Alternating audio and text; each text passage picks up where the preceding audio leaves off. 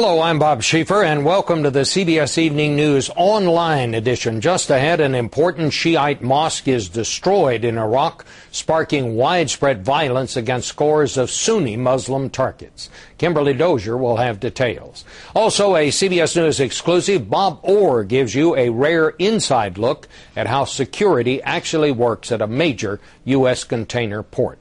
And you'll meet the 8 lucky winners of that $365 million lottery jackpot. It's all starting now on the CBS Evening News online edition. There is no other way to put it. Iraq exploded today. It began when at least 3 bombs went off inside a Shiite mosque in Samarra that is one of Iraq's holiest shrines. That triggered more than 100 attacks on rival Sunni mosques across Iraq. America's top commander in Iraq, General George Casey, says it is a critical moment in the war, and some are saying Iraq has been plunged into civil war. Our first report comes from Kimberly Dozier in Baghdad. For Shiite Muslims, who make up 2/3 of Iraq, this attack is a declaration of war on their entire way of life. Men dressed as Iraqi police snuck into Samarra's Golden Mosque before dawn, tied up the guards, and bombed one of the Shiites' holiest shrines into oblivion. No one was injured, but that didn't matter. Angry mobs attacked Sunni Muslim targets across the country. Many blamed Sunni militants, still loyal to Saddam, for destroying the dome. In the capital, more than 100 Sunni mosques were attacked, according to the Muslim Scholars Association, and at least 3 Sunni sheikhs were killed. Armed militia of firebrand Shiite cleric Muqtada al-Sadr patrolled Baghdad's neighborhoods. Sadr promised to track down those responsible if the government does not. But he and Iraq's supreme Shiite religious leaders ordered their followers to leave the Sunni community alone. The new Iraqi government is also trying to defuse the Muslim-on-Muslim tension. The Sunnis have shown total solidarity with their Shia brethren. While Iraqis on the streets were blaming Saddam's loyalists, Iraqi officials claim foreign insurgents linked to Abu Musab al-Zarqawi's al-Qaeda blew up the dome in a bid to plunge Iraq into civil war, a suspicion shared by the U.S. ambassador here. The terrorists led by Zarqawi wish to see Iraq descend into sectarian conflict. But Shiites are also partly blaming the Americans, who they say should have better protected the shrine. And late today, one of Iraq's most powerful Shiites went even further, claiming the U.S. ambassador gave a green light to terrorists for today's attack by undermining Shiite leaders earlier this week. The American envoy had warned them that Washington might rethink its support for the next government unless all Iraq's parties got a share of the power. What the Sheikh's comments may do is give Iraqis something concrete to attack. The terrorists have just melted away into the shadows, but U.S. forces are in almost every city in this country, so they could be facing some serious blowback, Bob. Well, Kimberly, what happened as the day wore on? Did it quiet down at all? Well, basically, when people understood what was going on, they went home and they stayed home. And thousands of Iraqi troops deployed across the capital, especially in Sunni neighborhoods, to try to keep things quiet.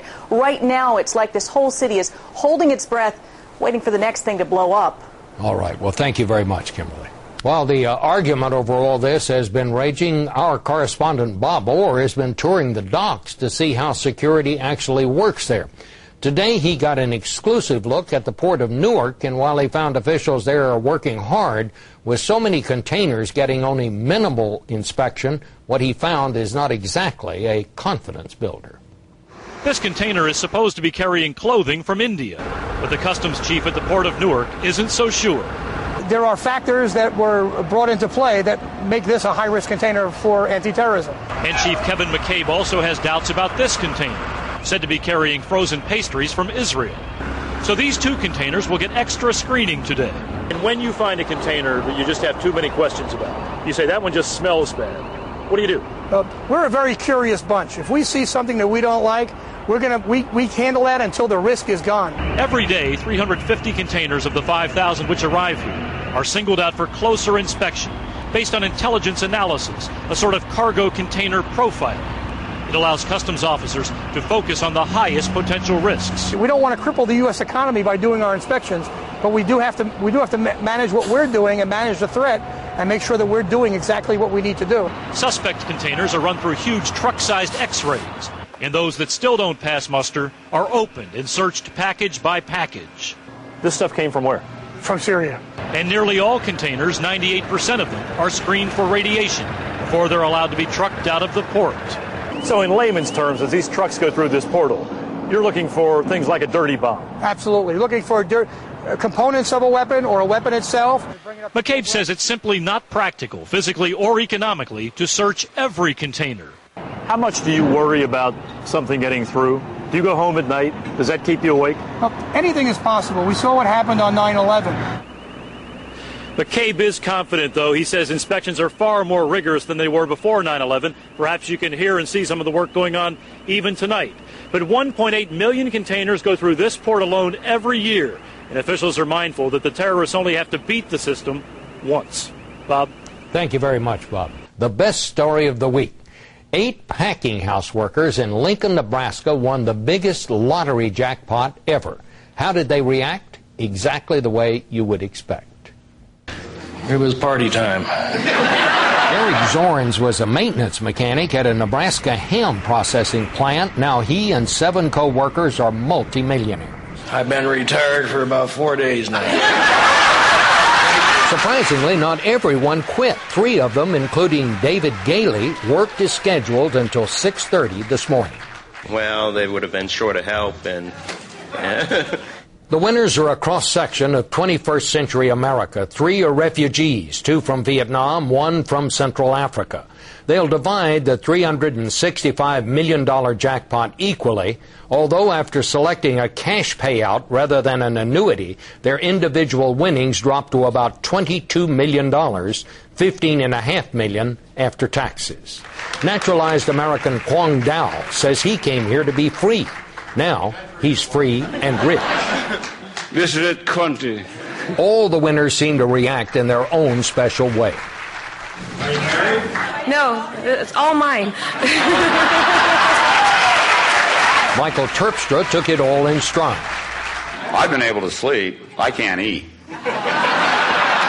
Like a lot of people, he thought he'd know what he would do if he ever won. Oh, I'm going to buy an island. I'm going to buy an airplane. Reality, not a fan of flying, don't really like water. But it was Doom Tron, though he said the least, who spoke for all. I happy. More stories are just a click away, but don't forget to join me on television for the on-air edition of the CBS Evening News. On Thursday's broadcast, a school for young NFL hopefuls. But in this school, players learn what it takes to land one of those huge multi-million-dollar contracts. For CBSNews.com, I'm Bob Schieffer.